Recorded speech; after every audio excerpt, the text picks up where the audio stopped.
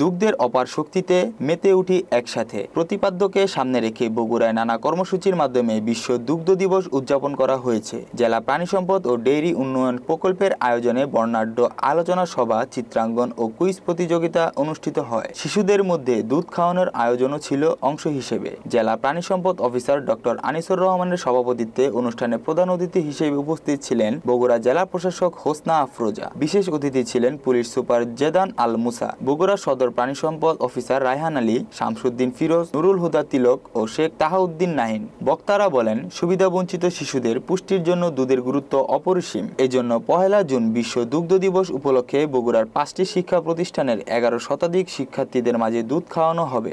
শেষে বিজয়ীদের মাঝে পুরস্কার ও সনদপত্র বিতরণ করা হয়। ক্যাটল ফার্মের মালিকবৃন্দ আছেন, এখানে সম্মানিত আমাদের সুধীবৃন্দ আছে।